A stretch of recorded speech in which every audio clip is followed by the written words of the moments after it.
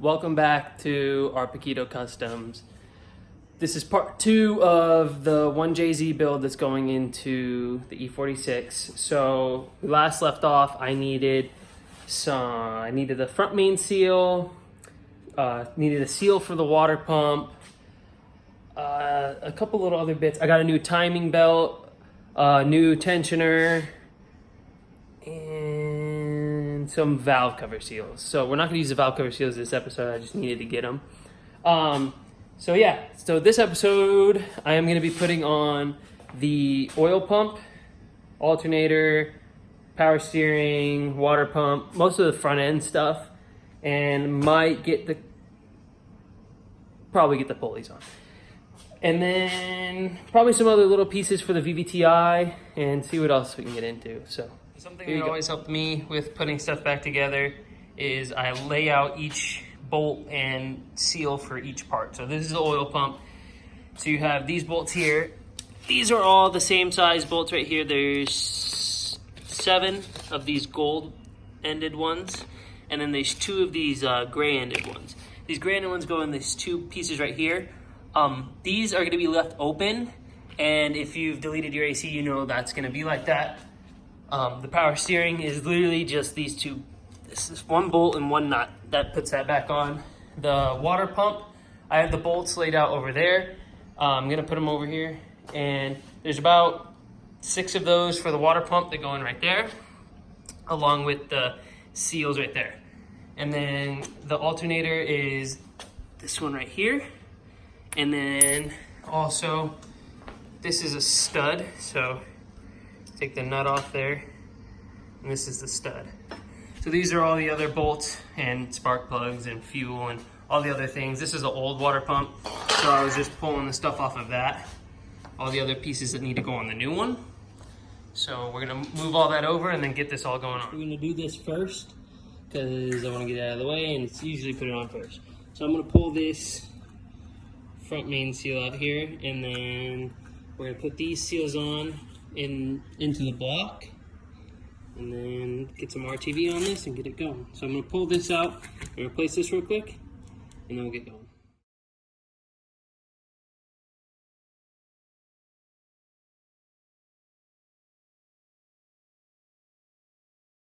Okay, so that one wasn't too bad. You just gotta flip this over, and what I did is I took one of these little tech wrenches, and I just got it just in there enough and just hit it a couple times around, and it popped right out. So not too bad to get it off once it's out of the car. And this one, just kind of pressed it in pretty much almost all the way with my hands, and then I got this this socket that fits on there pretty good. And you just go around the edges of it and tap it in lightly with the hammer. Don't smash it or hit it because you're gonna break it, or it's gonna seep and leak, and then it's gonna suck. So now that we got that in, we're gonna throw this on.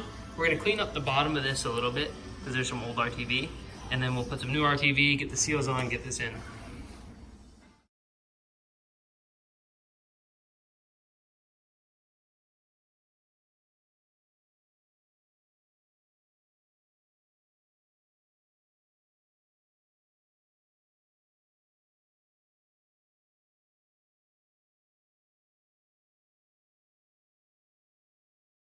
Up now, just trying to get all the little old RTV out of these little crevices.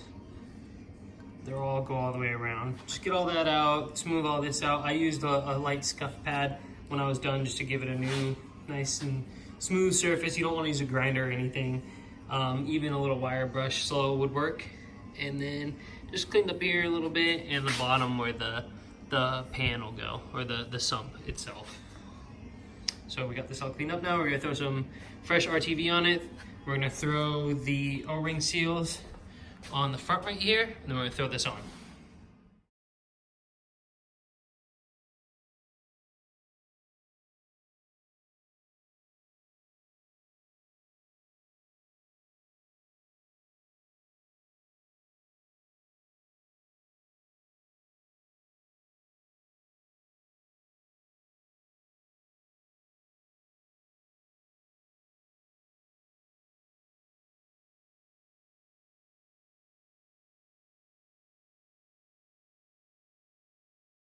got all the RTV. A lot of people like to put it on just hand tight and then let it sit for like an hour. I've seen the RTV split in that amount of time to where you tighten it down, it just splits it. So I put a good amount on, all even throughout the whole thing, put it on. I put it hand tight and then I put it wrench tight. Not crazy wrench tight, just suck them down pretty good. And then you'll see a little bit of it start to come out, and that's perfect. Now I let this sit for probably about 20-30 minutes, and then I just crank them down to torque spec for that. So now that that's sitting like that, we're gonna start working on getting the water pump ready to go in, and then we'll put that in too.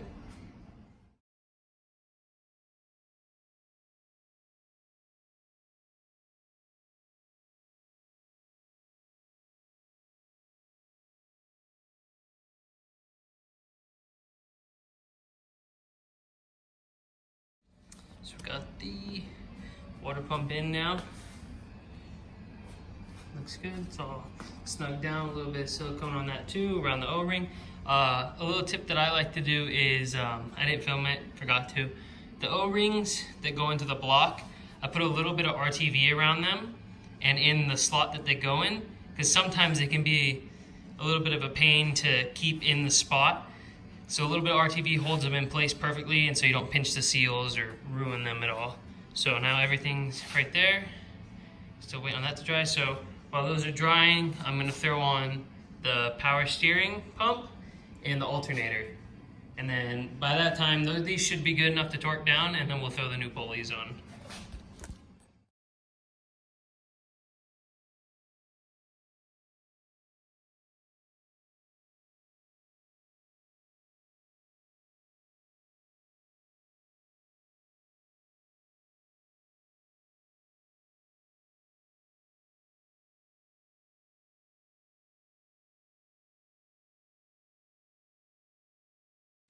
Got the power steering pump on now.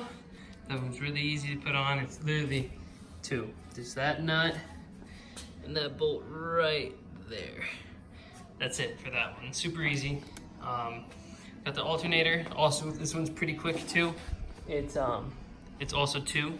It's this top one right here. This is a bolt, and then the bottom one that I was showing you earlier, that's a stud. I did put a little dots of some blue Loctite on pretty much all of them. Just a little insurance to keep everything straight.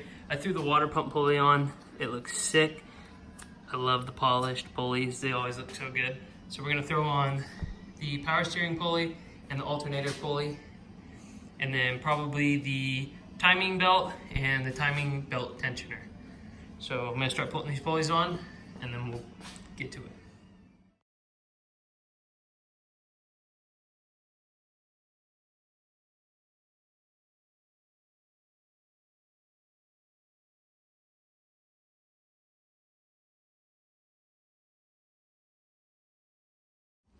Alright, this thing's starting to look sick.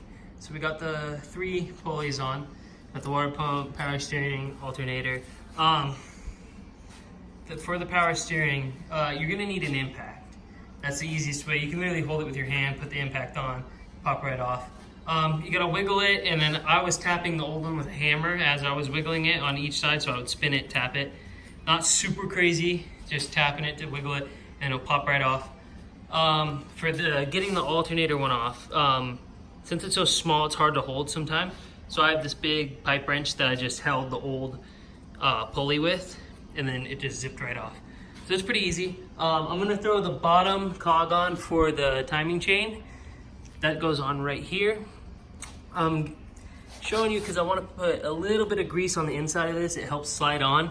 You're gonna be locking it on with the main crank bolt anyways, so it's not like this grease is gonna cause it to fall off. It's just gonna help it for getting it on easy, and if I ever need to take it off, which I wish I'd never have to, it'll come off easier. So I'm gonna put that on, puts a little bit of grease on there, and then we're gonna start putting the tensioner on and the timing belt.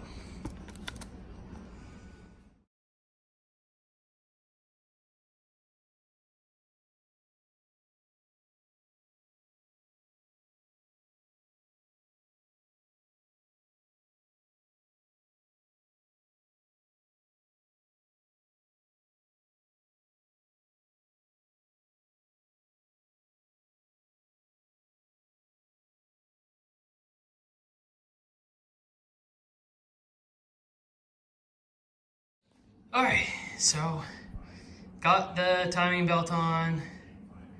The pulleys are on. The timing belt was a pain because there was no marks on the belts itself, and it kept being one tooth off. So it's square now, and how you can tell is belt is on.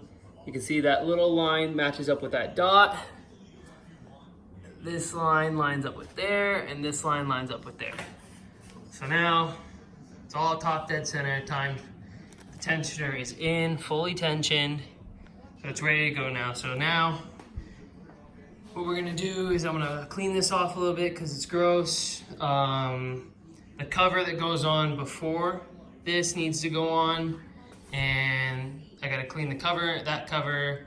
We'll throw the belt tensioner for the serpentine belt on, get that all on, and then we should be done for now.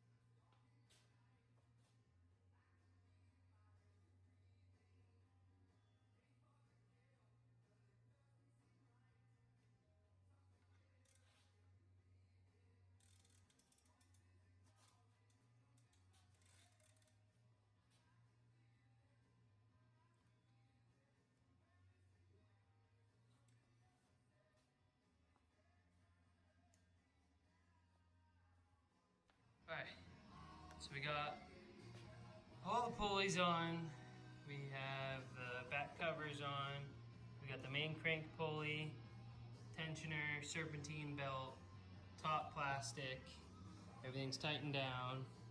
I went back and I tightened the oil and the water pump bolts, so everything's all tightened down, front end looks good. I'm gonna tighten up this oil line for the VVTi. So I found when I got this back, this little filter right here, you can see through it now, it was completely gunked with oil.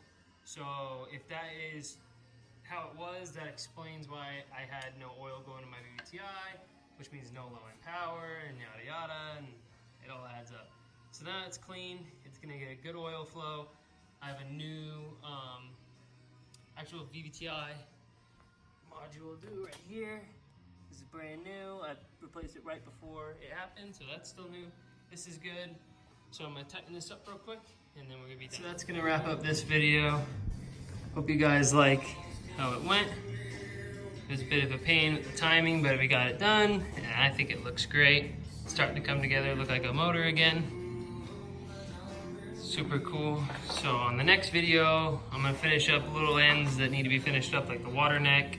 I need to order a thermostat, and I need to get the thermostat piece off the old water pump and back on here. So, looking good now. So, we'll see you in the next video. Thanks everybody for watching. Go ahead and like, subscribe. Let me know if you guys don't like the filming. I tried to film this one better, so let me know what you guys think below in the comments, and see you next time. Thanks.